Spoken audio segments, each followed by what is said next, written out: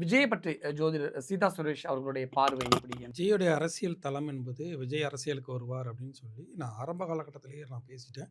விஜய் வந்து சினிமாவிலேருந்து அரசியலுக்கு வந்துருவார். அரசியல் தளத்தில் நிற்பார். காக்கா கழுகு கூட்டம்னு சொல்லி நீங்களே ஒரு பேட்டி எடுத்து அதெல்லாம் நம்ம போட்டோம். விஜய் அரசியலுங்கிறது தவிர்க்க முடியாதது. லக்னாதிபதி வலுப்பெற்ற ஒரு ஜாதகம். லக்னாதிபதி வலுப்பெற்றவர்கள் வந்து பார்த்தீங்கன்னா வாய்ப்புகளை தவற விட மாட்டார்கள். இதே மாதிரி ஒரு வாய்ப்பு வந்து 1996ல் ரஜினி ஐயாவுக்கு இருந்துச்சு. அவருக்கு லக்னாதிபதி வலு இல்ல. அதனால வாய்ப்பை தவற விட்டாரு. இவருக்கு லக்னாதிபதி வலுப்பெற்ற ஒரு ஜாதகம். அதனால வந்து வாய்ப்பை தக்க வைத்துக் கொண்டார்.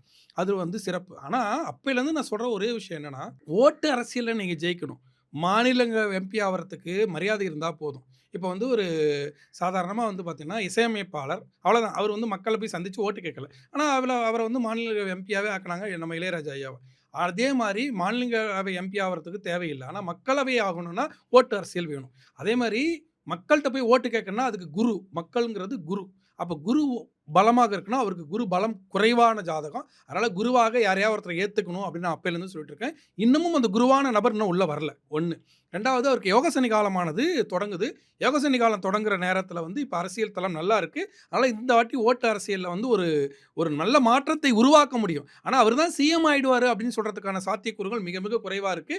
இன்னமும் காலம் இருக்கு. அதுல இன்னமும் பழுத்த அரசியல்வாதி, குருவாக இருந்து செயல்படக்கூடிய ஒரு அற்புதமான ஆள். இப்போ ஒரு உதாரணம் சொல்லணும்னா, விஜயகாந்த் ஐயா வந்து துணை மு இது எதிர்க்கட்சி தலைவர் ஆனாரு. எதிர்க்கட்சி தலைவர் ஆகும்போது பண்ருட்டி ராமச்சந்திரன் ஐயா வந்து கூடவே இருந்து கைட் பண்ணாங்க. அந்த மாரி வந்து ஒரு பழுத்த அரசியல்வாதி அவங்கள ஃபுல்லா கைட் பண்ணணும். இப்போ கொஞ்சம் தான் வந்திருக்கு. இப்ப செங்கோட்டையன் ஐயா வந்து பார்த்தீங்கன்னா, கொஞ்சம் கைட் பண்ணாரு. இப்போ வந்து ஈரோடு மீட்டிங் ரொம்ப சிறப்பாவே நடந்துச்சு. எல்லா விதத்திலயும் எச்சரிக்கையா இருந்தாங்க. அது பத்தாது. ஓட்டு அரசியலுக்கு இன்னும் பழுத்து செங்கோட்டையன் ஐயாவோட சிறப்பான, இன்னும் பழுத்த அரசியல்வாதி வேணும். அவங்க வந்து முழுசா இவர டிசைன் பண்ணணும். அதுல வந்து அதன் மூலியமாக ஓட்ட அறுவடை பண்ணா, இவர் சிஎம் ஆவறதுக்கு வாய்ப்பு இருக்கு. அதுக்கான காலம் இன்னும் வருதான்னு பார்க்கணும். ஆனா, குரு பலம் குறைவாக இருக்கிறது. குரு வந்து ஜென்ம குருவா தான் வரப்போறாரு. விரய குருவா இருக்கிறாரு. இப்ப அடுத்து ஜென்ம குருவா வரப்போறாரு. அதுக்கு அடுத்து கூட 2ஆம் இடத்து குருவா எப்ப வருவாரு?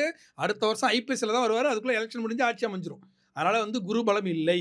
அதே சமயத்துல ராகு வந்து பிரம்மாண்டத்தை உருவாக்கும். இவர் சொல்றார்ல, மாசுன்னு எல்லா மக்கள் கூட்டம் அதிகமா இருக்கு. ஐயா கூட சொல்லியிருந்தாங்க. அந்த மாஸ் இருக்கு. அந்த மாஸ் இருக்கு. ராகு வந்து பிரம்மாண்டத்தை உருவாக்கும். ஆனா அந்த பிரம்மாண்டம் எல்லாம் ஓட்டா போறதுக்கு நெறைய பாலிடிக்ஸ் இருக்கு. இன்னும் கட்சிகள் இருக்கு. பழுத்த ஆட்கள்லாம் இருக்காங்க. அவ்வளோ சீக்கிரம் நீங்க ஃபுல் ஓட்டையும் வாங்கிட விடவும் மாட்டாங்க. புரியுதுங்களா? அதனால இந்த எலக்ஷனை பொறுத்தவரை இவர் ஒரு ஓட்டு சதவீதம் கண்டிப்பா. அத நான் இல்லன்னுலாம் சொல்லல. இவரால வந்து தமிழக அரசியல்ல ஒரு பெரிய மாற்றம். ஆனா அவரு சிஎம் ஆயிடுவாரு அப்படின்னு சொல்றதுக்கு இல்ல. இவர் வந்து ஓட்டு அரசியல்ல ஒரு பெரிய மாற்றத்தை தருவார்.